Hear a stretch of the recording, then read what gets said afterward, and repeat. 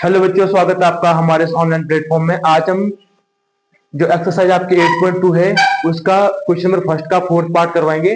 देखेंगे यहाँ पे ये हमने यहाँ पे लिखा हुआ टाइम बचाने के लिए sin 30 plus tan 45 minus cos 60 upon में sec 30 प्लस cos 60 प्लस में cot 45। हमें इनका मान यहाँ पे रखना है, इसको सॉल्व करना है। आप जानते हो sin 30 का मान 1/2 होता है, tan 45 का मान 1 और माइनस यहाँ पे है, और cos 60 का मान जो sin 60 का होगा उसका अपोजिट, तो 2/√3 आ जाएगा। सिमिलरली यहाँ पे sec 30 का मान आपको cos 30 का मान आना चाहिए, cos 30 का मान रहेगा उसका अपोजिट कर देंगे तो 2/√3 होता है, और cos 60 का मान 1/2 प्लस cos 45 का मान 1 होता है। हमने पहले इन दो को सॉल्व कर लिया, ठीक है। तो हो जाएगा यहाँ पे 2 1 2 और आपका यहाँ पे 1। पहले इन दो को सॉल्व किया तो 1 + 2/2, इसको एज इट इज रहने दिया। सिमिलरली यहाँ पे भी इन दो को सॉल्व किया, पहले वाले को एज इट इज रहने दिया, तो आप देखेंगे 2 1 2 + 1 ये हो जाएगा, है ना। अब यहाँ पे देखेंगे ये जो आपका ये हो जाएगा 3/2, ये वाला 3/2 माइनस 2/√3 एज इट इज रहेगा। यहाँ पे भी 2/√3 एज इट इज, यहाँ पे हो जाएगा 2/√3, ठीक है। ये वाला 3 1 3, ये 2 1 2 प्लस 1 3/2, ठीक है, इतना हो जाएगा। अब आपने क्या करना है, इसको क्रॉस मल्टीप्लाई कर लेना है। तो क्रॉस मल्टीप्लाई करिए, पहले ऊपर का करिए, तो हो जाएगा 3√3 माइनस 4 अपॉन में 2√3, इसका आपस में मल्टीप्लाई हो जाएगा, है ना। सिमिलरली यहाँ पे 2 2 4 और यहाँ पे इसका हो जाएगा 3√3 और अपॉन में 2। अब हमारे पास यहाँ पे दो फ्रैक्शन बन गई, एक फ्रैक्शन ऊपर एक नीचे। आप ये आपस में नहीं ऐड हो सकता, ये आपका इरेशनल नंबर है, आपका रेशनल नंबर है। तो हमने क्या किया, जो फ्रैक्शन था उसको मल्टीप्लाई में लिया है, कौन सी फ्रैक्शन, अपॉन वाली। तो यहाँ पे ये आपका जब चेंज हो जाएगी फ्रैक्शन, जब इसको मल्टीप्लाई में लेंगे तो ये डिवाइड में या मल्टीप्लाई में आपका क्या हो जाएगा, सेम चीजें हट जाएगा। यहाँ पे बचेगा केवल 3√3 माइनस 4 और अपॉन में 4 प्लस √3। हमने क्या किया यहाँ पे, इसके आगे हर का परिमेयकरण किया, है ना। इसको आप यहाँ पे समझ सकते हैं, क्योंकि हम हर में क्या चाहते हैं, परिमेय संख्या। अभी हमारे पास अपरिमेय संख्या है, तो हर का परिमेयकरण, हर का आप इसको परिमेयकरण बोल सकते हो, रेशनलाइजेशन कर रहे हैं, है ना, हर का परिमेयकरण, ठीक है। हर का परिमेयकरण करेंगे तो जो साइन यहाँ पे है उसके अपोजिट साइन से हम ऊपर नीचे मल्टीप्लाई कर देंगे, अंश और हर दोनों में ही। यहाँ पे 4 प्लस 3√3 था, हमने 4 माइनस 3√3 का ऊपर नीचे मल्टीप्लाई कर दिया। यहाँ पे आप देखेंगे इसका मल्टीप्लाई यहाँ पूरे में होगा, तो 4 3 12, 12√3, इसका यहाँ पे भी होगा, तो 3 3 9 और यहाँ पे √3 का 3 हो जाएगा। तो हमने डायरेक्ट करा है, तो 3 9 3 27, ठीक है, क्योंकि प्लस माइनस का माइनस होता है गुणा में, ठीक है ना। सिमिलरली इसका गुणा किया 4 का, 4 4 16 प्लस माइनस का -16, यहाँ पे -4, ये भी नेगेटिव, ये भी नेगेटिव, तो मल्टीप्लाई में नेगेटिव नेगेटिव पॉजिटिव हो जाएगा। 4 3 12 और आपका √3 आ जाएगा, है ना।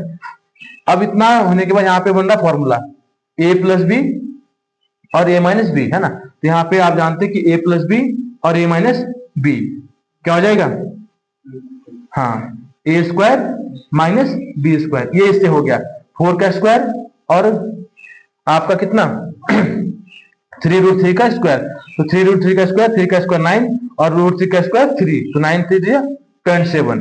इतना होने के बाद यहाँ पे देखेंगे आप, ये 12√3 प्लस का है और 12√3 भी प्लस का है, तो हो जाएगा 24√3, सेम चीज है, माइनस माइनस आपका ऐड हो जाएगा, ठीक है, चिन्ह नेगेटिव का आएगा, तो 7 6 13 का 3 कैरी 1, 2 1 3 1 4 हो जाएगा, अपॉन में आपका माइनस का 11 आ जाएगा। कैसे, 7 - 6 1, 2 - 1 1, ठीक है। इतना होने के बाद आपने क्या करना है, माइनस साइन कॉमन लेना है।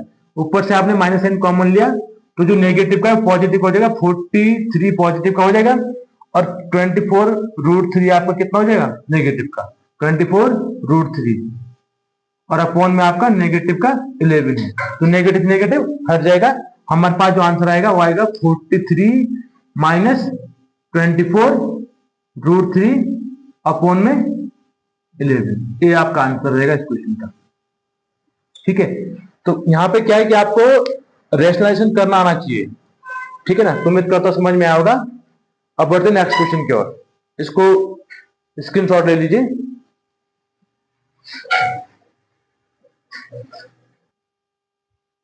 देखेंगे अगला क्वेश्चन क्या बोला गया है।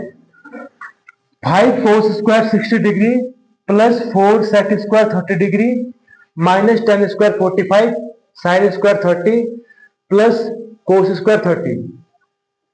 देखिए इस क्वेश्चन को आप करेंगे तो 5 कोस स्क्वायर 60, अब यहाँ पे जो वैल्यू कोस 60 का है उसका आप स्क्वायर कर देंगे। कोस 60 का जो वैल्यू होता है वो होता है 1/2, तो इंटू में 1/2 का स्क्वायर हो जाएगा प्लस 4 sec स्क्वायर 30, 4 मल्टीप्लाई में sec 30 का जो मान है उसका स्क्वायर कर देंगे, तो sec 30 का मान कितना होता है 2/√3। जो आपका cos 30 का रहेगा उसका अपोजिट होगा, cos और sec में संबंध होता है, ठीक है ना। इसका स्क्वायर कर देंगे माइनस 10 स्क्वायर 45, 10 45 का 1 होता है तो 1 का स्क्वायर, ठीक है, अपॉन में यहाँ पे आप ध्यान देंगे sine square 30 degree plus cos square 30 degree. यहाँ पे एक फॉर्मूला भी आप अप्लाई कर सकते हैं, त्रिकोण में आइडेंटिटी होती है क्या कि साइन स्क्वायर थीटा अगर थीटा सेम हो plus cos square theta equal to 1, कितना होता है 1। तो चाहे आप इसका मान रख के करेंगे तब भी आपको अपॉन में 1 ही मिलेगा, ठीक है ना, है ना, या डायरेक्ट आप 1 रख के कर सकते हैं, ठीक है। तो अभी इसको सॉल्व करते हैं क्योंकि अभी इसको हमने लिखाया नहीं है।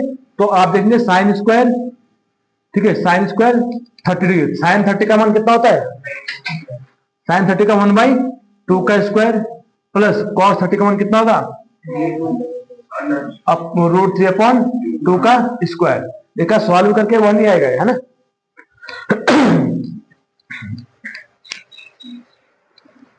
तो जगह 5 मल्टीप्लाई में ही 1 का स्क्वायर 1, 2 का स्क्वायर 4 प्लस 4 2 का स्क्वायर 4 √3 का स्क्वायर 3 माइनस 1 का स्क्वायर 1 अपॉन करिए 1 का स्क्वायर 1, 2 का स्क्वायर 4 प्लस √3 का स्क्वायर 3, 2 का स्क्वायर 4 हो जाएगा। सॉल्व करिए आगे 5/4 प्लस 4 4 जा 16/4 3 यहाँ पे ना 16/3 माइनस 1 और अपॉन में कितना हो जाएगा 4 कॉमन है यहाँ पे भी यहाँ पे ना, और यहाँ पे 4/4 1 + 3 है ना, तो ये तो 1 हो जाएगा। अपॉन में 1 नहीं लिखते हैं तो इसको हमने पहले कहा था, यहाँ पे आप वो फॉर्मूला भी अप्लाई कर सकते थे त्रिकोणमितीय आइडेंटिटी का, sine square theta plus cos square theta equal to क्या होता है 1 होता है। यहाँ पे आप वो भी अप्लाई कर सकते थे, लेकिन हमने आपको सॉल्व करके, ठीक है, ये 1 हो जाएगा।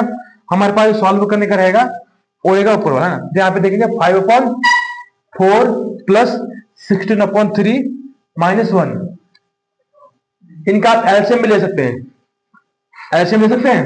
देखो 4 और 3 का एलसीएम कितना हो जाएगा 12, है ना। तो 12 बनाने के लिए आप क्या करेंगे 5/4 × 3, तो मल्टीप्लाई अंश में भी करना पड़ेगा। बात समझ में आ रही है। यहाँ पे 16/3, यहाँ पे आप क्या करेंगे 4 का मल्टीप्लाई करेंगे तो 4 का ऊपर भी करना पड़ेगा, माइनस यहाँ पे 1 है इसके ऊपर 1 मान लो, तो 1/1 इसको 12 से मल्टीप्लाई करेंगे, इसको भी 12 से मल्टीप्लाई करना। अब सबका एलसीएम है ना हर समान हो जाएगा, समझे बात को, ठीक है। 5 3 जा 15, 4 3 जा 12 प्लस 4 6 जा 64 अपॉन में 4 3 जा 12 माइनस 12 1 12 अपॉन 12। अब 12 सब में कॉमन आ जाएगा, 12 सब में कॉमन आएगा, यहाँ पे इनको क्या कर दीजिए जोड़ दीजिए, ठीक है।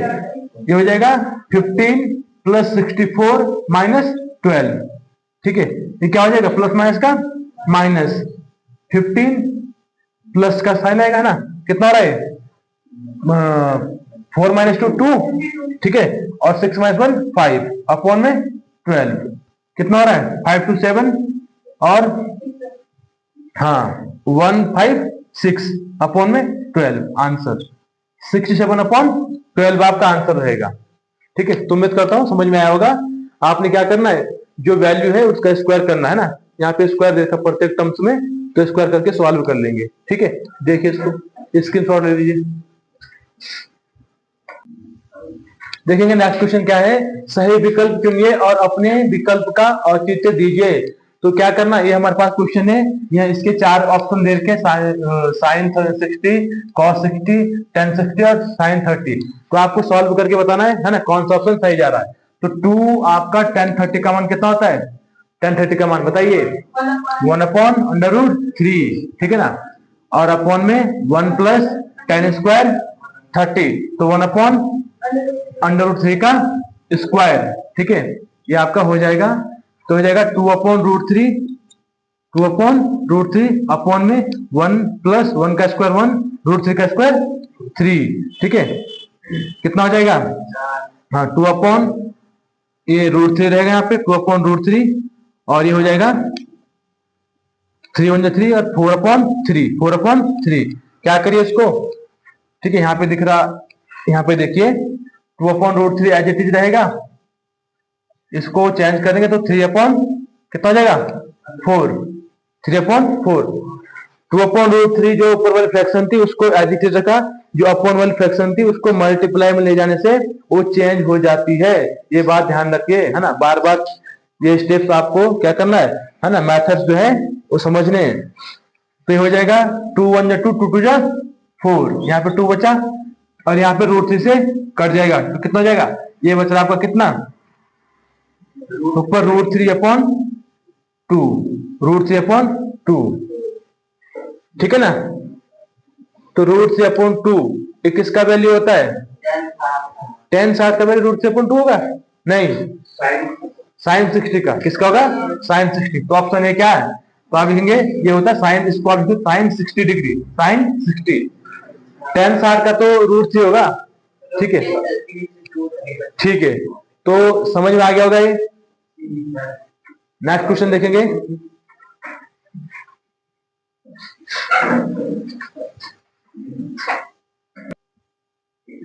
अगला क्वेश्चन देखेंगे, 1 minus ten square 45, 1 plus ten square 45, तो 1 माइनस टेन स्क्वायर 45 का वैल्यू कितना होगा, हाँ 10 का 45 का मान एक का स्क्वायर एक ही होगा, अपॉन में 1 प्लस टेन स्क्वायर 45, 1 प्लस इसका भी एक होगा, तो ये हो जाएगा कितना, 1 माइनस 1 0/2, तो कितना आएगा, 0 आएगा, कितना आएगा 0, तो डी ऑप्शन सही हो जाएगा, डी ऑप्शन सही हो जाएगा। यहाँ पे देखेंगे नेक्स्ट, नेक्स्ट में यहीं पे कर लेता हूं, नेक्स्ट यहीं पे कर लेता हूं, ठीक है, क्या है, हाँ देखिए इस क्वेश्चन को, हाँ 2 10 30 डिग्री अपॉन माइनस क्या है, हाँ 1 माइनस टेन स्क्वायर 30 डिग्री है ना, ठीक है। इसके ऑप्शन देखेंगे यहाँ पे, इस वाले का ऑप्शन देखेंगे, ये कितना है बताइए option, sine cos 60 degree, cos 60 degree, sine 60 degree, tan 60 degree, D है साइन 30 डिग्री, ठीक है, ध्यान देंगे, इसको सॉल्व करिए, 2 इंटू टेन 30 का मान 1/√3, ठीक है, 1 माइनस टेन स्क्वायर 30, 1/√3 का स्क्वायर, टेन 30 का मान कितना होता है, √3, 1/√3 होता है ना, तो 2/√3